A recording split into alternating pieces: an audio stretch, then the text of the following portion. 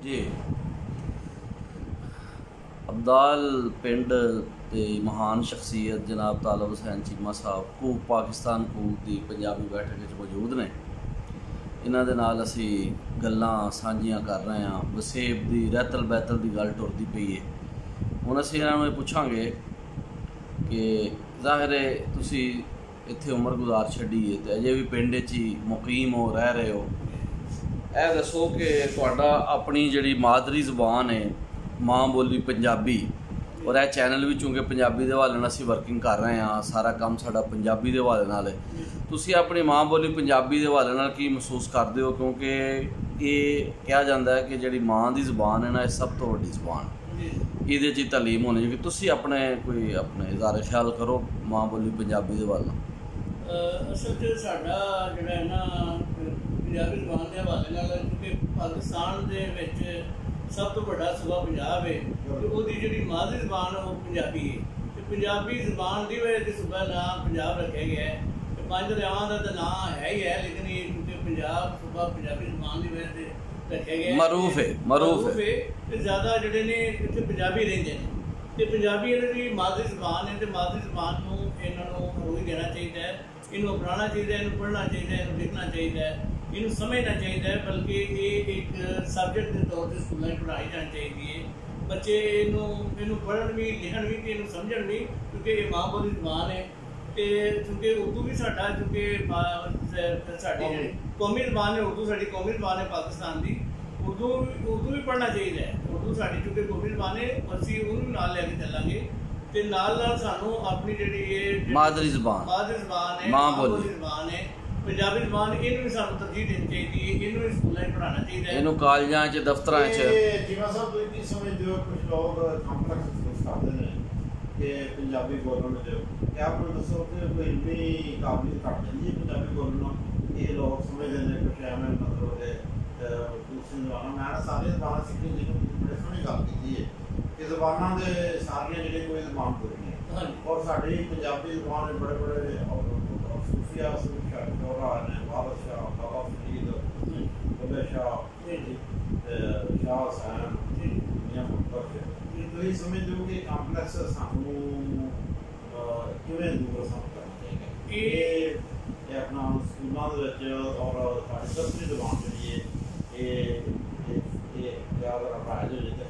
सारा खत्म हो सकता है? ये जी सारा फर्क खत्म हो सकता है, क्योंकि ये जी असल पंजाबी ज़बान है ये बड़ी खुली जी मिठी जी ज़बान है। तो ये अपनी गल जी जो बयान करना चाहते हो, जो गल तुम दसना चाहते हो, इनू समझाना चाहते हो, उन्होंने अच्छे तरीके से समझा सकते हो, उन्होंने अच्छे तरीके से बयान कर सकते हो। तो ये पंजाबी ज़बान स्कूलों भी राइज करना चाहिए, दफ्तर भी राइज करना चाहिए, तो कॉलेज यूनिवर्सिटी लैवल तक एक सबजैक्ट होना चाहिए। पंजाब लैवल पंजाब कम समझ साढ़े जिसे माँ बोली बोली जाती है। हाँ जी, माँ बोली ज़बान बोली जाती है पंजाब के कम कम इनू स्कूलों कॉलेज यूनिवर्सिटी लैवल तक। बड़ी सोहनी गल तुहां कीती है कि ये साडी जबिलत है पंजाबी ज़बान, साडी फितरत दे विच इहनूं दाखल है, क्योंकि शुरू तो असीं बोल रहे हैं अपने घर च वालदैन दे नाल ते वालदैन साडे नाल बोलिया है। तो इसलिए ये तुसें गल की है कि असी अपना इजहार बड़े आसानी नाल ते बड़ा बेहतरीन तरीके नाल कर सकते हैं। बल्कि जो तुसीं उर्दू इंग्लिश लिखते हो, असल पहला तुसीं पंजाबी च उस चीज़ को ट्रांसलेट करके अंग्रेजी च या उर्दू च लिखते हो। हाँ जी, पहला पंजाबी च सारा बयान करने दसने जेन लियाने समझाने गल बयान करके उसका स्कैच बनाने, फिर ड्राफ्ट उर्दू करके फिर बाद इंग्लिश करते। ये एक समझने वास्ते समझाने वास्ते इनू वाजे तौर पर जोड़ा गल बयान करने वास्ते पंजाबी ज़बान एक अच्छी ज़बान है, तो सादा ज़बान है, तो बड़ी मिठी ज़बान है। बिल्कुल जी। तो मेरा ख्याल है तुसीं काफ़ी जोड़े लोकल गुलकार ने उन्होंने सुनते हो। आलम लोहार भी मेरे ख्याल तुसीं सुने होने ने बहुत ज़्यादा जी। आलम लोहार बहुत लाइक करने हैं। उस बाद मोहम्मद हुसैन भट्टी साहब ने, अच्छा बड़े अच्छे पंजाबी ज़बरदस्त गुलकार रहे ने, इन्होंने बड़े शौक नाल सुनी दा है। तो उस आलम लोहार है उन्हें बड़ा एक नाम मतलब नाम कमाया। जुगनी बड़ी अच्छी उन्हें गाई है, और उन्हें उस अलावा नाम अल्लाह दा लईए, फिर दरूद नबी नूं कहिए। तो ये उन्हें जुगनी बड़ी पीटीवी ते उन्हें जुगनी गाई है, तो उन्हें एक बड़ा नाम है पूरी दुनिया ते उन्हें नाम कमाया। और चिमटे दे नाल बेदौड़ म्यूजिक बेदौड़ तो जेड़े इंस्ट्रूमेंट ने उन्होंने बगैर चिमटे के नाल उन्हें एक अपने इजहार का पंजाबी जबान का इजहार करके ते उन्हें पूरी दुनिया के नाम अपना कमाया, नहीं पाकिस्तान से नहीं पूरी दुनिया के नाम। मजाक भी बड़ा जबरदस्त स्टेज ड्रामे बड़ा जबरदस्त पंजाबी नाम पैदा किया मजाक लिखे सोच बड़ा सोच भी भंगड़ा ਵੇਖੋ ਜੀ ਢੋਲ ਢਮੱਕੇ ਦੇ ਮਤਲਬ ਜੀ याद होगा तो जिम्मा का जो साकी दे ढोल बज रहे हैं जनाब, घोड़ियां लोग जा रहे हैं, नगर भी बच्चे भी लैके जा रहे हैं, मेले लगते हैं, तो मतलब वो कल्चर अगर घट गया लेकिन देखो कि वो असल साड़ी असी धरती नाल जुड़े हैं वो चीज़ां मतलब घट गई, लेकिन ਤੁਹਾਡਾ ਕੀ ਖਿਆਲ है ਇਹਨੂੰ ਫਲੋ ਬਣਦੇ ਨੇ ਇਹ ਕਹਿੰਦੇ ਆਪਣਾ ਇਸ ਮਤਲਬ ਮੈਂ ਘਟ ਰਹੇ बिल्कुल सही है। ये चीज़ा बुनियादी चीज़ा ने इन्होंने चीज़ों को सानू फरोग देना चाहिए क्योंकि ये साड़ी धरती के नाल मुंसलिक ने व्यवस्था भी नहीं। तो असी दूसरी गल है कि देखो असी जिमीदार लोग हाँ, जट लोग हाँ, तो सानू साड़ी जबान भी पंजाबी है, तो असी ये इन्होंने चीज़ों को फरोग नहीं देंगे, असी माल डंगर नहीं रखांगे, असी पाकिस्तान की खिदमत किवें करांगे। ये जो मेले लगते सन जाते सन लोग अपने अपने नाल लैके जाते सन, बैल लैके जाते सन, घोड़ियां लैके जाते सन, ठीक है। उत्थे बकायदा सारी नमाइश होंदी सी हर चीज़ की, जिहड़े जानवर पर सेहतमंद होंदे हन उन्होंने का इनाम दिता जाता है। बड़ी गल है, बड़ा इनाम दिता जाता है कि ना जी इसलिए तुसी पाकिस्तान की मैशत इस टाइम बयान कर रहे हो जी यानी जिहदी बेस ज़राअत है, क्योंकि पाकिस्तान जरी मुल्क है और तुसां बड़ी सोहनी विच एक गल भी कीती है कि जे असी पाकिस्तान नूं अगे लैके जाना है तो मझां माल डंगर वेखो ना, माल डंगर क्यों कहा जाता है कि डंगर दे नाल माल वबस्ता है, माल दा तलक है डंगर दे नाल, ते जिहदे घर दाने ओहदे कमले भी सियाणे ते ज़राअत ते नाले ओ मेले ठेले की सन ओहदे फरोग दा ओहदी तरक्की दा जरिया सन। स्पोर्ट्स जो होंदे सी जी बड़ा एक जबरदस्त हाँ जी खुद भी स्पोर्ट्समैन रहे ने, इन्होंने भाई भी बड़े रैसलर समझो कबड्डी खेलते रहे ने, तो ये बड़ा मैं समझना कि ये मेले ठेले बड़ा कल्चर में फरोग देते हैं, जरूरी है कि फिर दोबारा इन्हें रिवाइव किया जाए। ये जी पुरानी रवायत जी ने उन्होंने खत्म नहीं करना चाहिए कि पंजाबी की जी पुरानियां रवायत बनिया ने इन्हों का नुकसान नहीं फायदा ही है। आपस में मिलनसार लोग ने अपने देखो मेले ने अपने तुम्हारा ख्याल होता है अपने जिमीदार के हवाले नाल अपने जानवर लै जाते हैं, नाल बैल लै जाते हैं, घोड़े लै जाते हैं, घोड़ियां लै जाते हैं, उत्थे जाके इन्हों की बकायदा दौड़ लगती है, बकायदा इन्हों के जो जानवर सेहतमंद होंगे ने उन्होंने इनाम दिता जाता है। वो बेसिकली पाकिस्तान को फरोग कर रहे हैं, पाकिस्तान मैशत की तरक्की हो रही है, मैशत की तरक्की हो रही है तो मुस्बत एक्टिविटी है, नशा नहीं है, जो नशा नहीं कोई ये फोश नगारी नहीं, कोई फोश गल नहीं, कोई गलत गल नहीं, ये अखलाकियात भी है, किरदार है, नाले मिल बैठन का जरिया है। और साडे इस इलाके दे विच जिहड़ा हाफजाबाद तो लैके गुजरांवाले तक पूरी गुजरात डिवीजन ते इत्थे मेले बड़े मशहूर सन।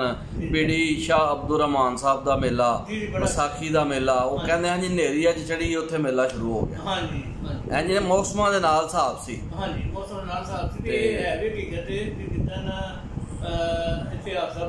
पीड़ी वो जिदन उत्थे मेला लगता है पहले दिन शुरू होता है उत्थे वो चिराग ला देंगे ने, चिराग ते आंदे ने कि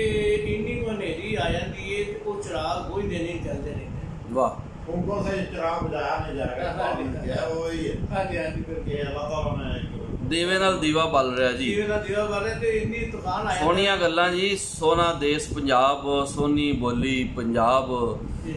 ते वो शायर ने आख्या सी कि देसां विचों देश पंजाब नहीं सहीओ, जिवें फुल्लां विचों फुल गुलाब नहीं सहीओ। ते इत्थे वगदियां नहरां ने ते मतलब ये कि बड़ा इत्थे एक कल्चर दा सकाफत दा साडे वसेब है, रहतल बहतल बड़ी ज़बरदस्त है। और पिंडां नूं इहदे मरकजी हैसीयत हासिल है, साडे इस पाकिस्तान जरी मुल्क है और इहदे पिंडां नूं मरकजी हैसीयत हुण भी देखा जाए तो पाकिस्तान की जी मैशत है कनक मुंजी तो लैके ते बाकी जिहड़ियां फसलां ने वो पाकिस्तान अगर कायम है तो इन्हां दे बेस ते तुसीं एज अ ज़राअत पेशा ज़ाहिर तुहाडी फैमिली सारे अपना काश्तकारी करते हैं, तुहाडा की तजर्बा है ये जिहड़ी काश्तकारी दे हवाले नाल तुहाडी फैमिली किहड़े हवाले नाल काम करदी रही है ज़राअत दे विच? जी ज़राअत जी ने बेसिकली पाकिस्तान का एक कह लो कि बुनियादी पाकिस्तान रीढ़ की हड्डी है पाकिस्तान मईशत की और पाकिस्तान चलान की पाकिस्तान बनाने की मईशत जी ज़राअत है एक रीढ़ की हड्डी का काम कर रही है। तो असी ज़्यादातर जी फसल है साढ़े को पंजाब के गुजराले ज़्यादातर फसल चावल दी होंगी ने गंदम दी होंगी ने कमाद गन्ना बहुत ज़्यादा होता है। तो उस बाद चावल की फसल है वो बल्कि पूरी दुनिया से एक्सपोर्ट भी होगी गंदम है तो वो भी आलमोस्ट जी फालतू होंगी एक्सपोर्ट करते हैं। चावल की फसल बड़ी लिखी गल है नंबर 1 चावल गुजराल का है जो पूरी दुनिया से एक्सपोर्ट हो गया। ਤੇ ਫਿਰ ਉਧਰੋਂ ਜਨਾਬ ਗੁੜ ਵਾਲੇ ਚਾਵਲ ਗੁੜ ਵਾਲੇ ਚੌਲ ਖਾਣ ਦਾ ਆਪਣਾ ਹੀ ਇੱਕ ਸਵਾਦ ਹੈ ਆਪਣੇ ਮਜ਼ਾ ਦਾ ਤੇ ਉਧਰੋਂ ਜਿਸਲੇ ਉਹ ਗੰਨੇ ਵੇਲਣੇ ਦੇ ਵਿੱਚ ਟੁੱਟਦੇ ਨੇ ਜਿਸ ਤਰ੍ਹਾਂ ਮੀਆਂ ਸਾਹਿਬ ਨੇ ਫਰਮਾਇਆ ਸੀ ਕਿ ਫਸ ਗਈ ਜਾਨ ਸ਼ਿਕੰਜੇ ਅੰਦਰ ਜੋ ਵੇਲਣੇ ਦੇ ਵਿੱਚ ਗੰਨਾ ਰੋ ਨੂੰ ਕਹੇ ਹੈ ਰੋ ਮੁਹੰਮਦ ਰੋ ਨੂੰ ਕਹੇ ਉਹਨੂੰ ਰੋ ਮੁਹੰਮਦ ਜੇ ਰਹਿ ਜਾਵੇ ਤੇ ਮੰਨਾ ਤੇ ਦੇਖੋ ਜੀ ਉਹ ਇਹ ਮੀਆਂ ਸਾਹਿਬ ਨੇ ਸਾਡੇ ਇਸ ਵਸੇਬ ਦਾ ਹਵਾਲਾ ਦਿੱਤਾ ਹੈ। ਉਹ ਵੇਖੋ ਨਾ ਗੁੜ ਬਣਾਇਆ ਜਾਂਦਾ ਸੀ और उस तो अलावा रो की खीर सी जी कि बड़ी ठंडी और तबीयत नूं बड़ा फिट बैठती सी। ते तुसीं हुण की समझते हो कि ज़राअत की जी तरक्की है और डेयरी फार्मिंग है कुछ लोग मझां भी रख के काम कर रहे हैं ये हुण कितना कुछ स्कोप है कितना कुछ लोग ये अगे वध सकते हैं जी ज़राअत दे विच क्योंकि डेयरी फार्मिंग एक बहुत अच्छा है भी स्टैप है और बड़ा सपोर्ट पाकिस्तान की पब्लिक नूं जी पाकिस्तान की आवाम है उन्हें सपोर्ट करने वास्ते दुध की बड़ी जरूरत है अशद जरूरत है खालस दुध की कि डेयरी फार्म भी बनने चाहिए डेयरी फार्म भी होने चाहिए ने जिहदे नाल साडे आने वाली जी नवीं कौम है नवे साडे जिहड़े बच्चे ने साडी नवीं जनरेशन है वो ताकतवर ते तवाना ते ताकतवर होएगी खालस गज़ावां दे नाल मजबूत होएगी ते उन्होंने दुध की जरूरत डेयरी फार्म बनने चाहिए ने डेयरी फार्म होने चाहिए पिंडां दे विच और एक लोगों ने बनाए भी ने ते एक बड़ा अच्छा है मतलब एक कारोबार भी है ते डेयरी फार्म बनाने नाल एक मुल्क भी ताकतवर होंदा है ते साडी आवाम भी साडी पब्लिक जिहड़ी आवाम है उहदे वास्ते बड़ा फायदेमंद है। लो जी बहुत सोहनियां गल्लां होईयां ने कूक पाकिस्तान कूक दी पंजाबी बैठक दे विच असी अब्दाल दी महान शख्सियत जनाब तालब हुसैन चीमा साहब दे बहुत शुक्रगुजार हाँ। फिर भी गल्लां होंदियां रहणगियां जी अब्दाल पिंड जिहड़ा ये जदों असीं आउने हाँ ते नहरी इलाका है हर पासे नाल सूबा भी वगदा है पर एड्डी वड्डी नहर है पाकिस्तान की शायद सब तो वड्डी नहर है एक पिंडां विचों पिंड सोहना अब्दाल है जिहदा हर वेले रहिंदा मतलब ख्याल है बस मोटरसाइकिल का एरिया है। एक और शेर बड़ा मैं अक्सर जो वेहना जो अक्सर संतोष था नंदीपुर तो लैके कोई रत्ते तक 10 किलोमीटर जंगल है ते नाल नहर वगदी है ठंडी हवावां नाल पूरी दुनिया दे शेर होंदे होंदा इस वक्त दियां ठंडियां नहरां ने जिथे रुखां दियां ठंडियां जिथे रुखां दियां ठंडियां छावां ने ये मैनूं फिर अब्दाल दे जो नाम हुंदा ते शेर फौरन मिलदे ये देश शायद परवाना दा हां जी इत्थे मतलब बड़े बड़े शायद पाकिस्तान दे और फौज दे विच मुख्तलिफ सूबे दे हां जी खिदमत सर अंजाम दित्तियां ने पाकिस्तान दे विच नामवर जिहड़ा है पाकिस्तान दा जिहड़ा नामवर शहर है वो परवाना दा शहर गुजराला गिनया गया ते गुजराला है भी ते हले तक भी गुजराल दा ना है कि शेरे पाकिस्तान जिहड़ा होया है वो गुजराल जो है हां जी सारे बड़े बड़े रास्ते जिहड़े ने हां जी फिर देखो अब्दाल में और नाम देखो कैसा अब्दाल दा हां जी अब्दाल ये पीरा फकीरा दा रुतबा है ਇਹਦੇ ਚ सूफी मनसब दा हवाला है मनसब दा हवाला है और इत्थे पीर जामिया एक बड़ा बड़ा नाम है जी तारीख है जी जी सैकड़े सालों दा और भी बड़े बड़े महान इत्थे मतलब फिर अब्दाल दा टिब्बा जिहड़ा तारीख है पूरी मुगलों का दौर जी मौजूद सी सिखां का दौर मौजूद सी ते बाहर जी बड़ी सोहनी गलबात तुहाडे नाल करना होई ने बड़ी सोहनी गल्लां कीतियां ने अब्दाल दारे पंजाब पंजारे ये साडा मतलब तरक्की जुड़े रहिए बड़ा मुझे सुकून मिलता है ते असीं जी बैठना यार ना गलबात फिर तो जी बड़ी मेहरबानी ਤੁਹਾਡੇ ਆਉਣ ਦੀ ਬਹੁਤ ਮਿਹਰਬਾਨੀ ਜੀ ਜੀ ਆਇਆਂ ਨੂੰ ਬੜੀ ਖੁਸ਼ੀ ਹੋਈ ਮਿਲ ਕੇ ਤੇ ਅਗਮ ਇਨਸ਼ਾਅੱਲਾ ਤਾਲਾ ਤੁਹਾਡੇ ਅਸੀਂ ਆਉਣ ਦੀ ਤੁਹਾਡੇ ਆਉਣ ਦਾ ਇੰਤਜ਼ਾਰ ਕਰਾਂਗੇ ਤੇ ਤੁਹਾਨੂੰ ਵਾਕਈ ਮਿਲ ਕੇ ਤੁਹਾਨੂੰ ਜਿਹੜੀ ਖੁਸ਼ੀ ਹੋਈ ਹੈ ਤੇ ਅਸੀਂ ਬੜੇ ਤੁਹਾਡੇ ਸ਼ੁਕਰਗੁਜ਼ਾਰ ਹਾਂ ਤੇ ਤੁਸੀਂ ਸਾਡੇ ਕੋਲ ਆਏ ਔਰ ਸਾਨੂੰ ਮਿਲੇ ਹੋ ਤੇ ਸਾਡਾ ਤੁਹਾਨੂੰ ਮਾਣ ਵਧਾਇਆ। ठीक है जी, बड़ी मेहरबानी। साडा सुनेहा है ये कूक पाकिस्तान कूक दा कि पंजाबी बोलो, लिखो, पढ़ो ते समझो। पंजाबी बोलो, पंजाबी लिखो, पंजाबी पढ़ो ते पंजाबी समझो ते अपनी वसेब नूं तरक्की दिओ, क्योंकि जिस तरह तुहां बार बार गल कीती है कि इहदे उत्ते पाकिस्तान दी तरक्की दा दारोमदार है, पाकिस्तान दी मैशत दा। बहुत सोहणियां गल्लां, रब राखा ते अल्लाह बेली।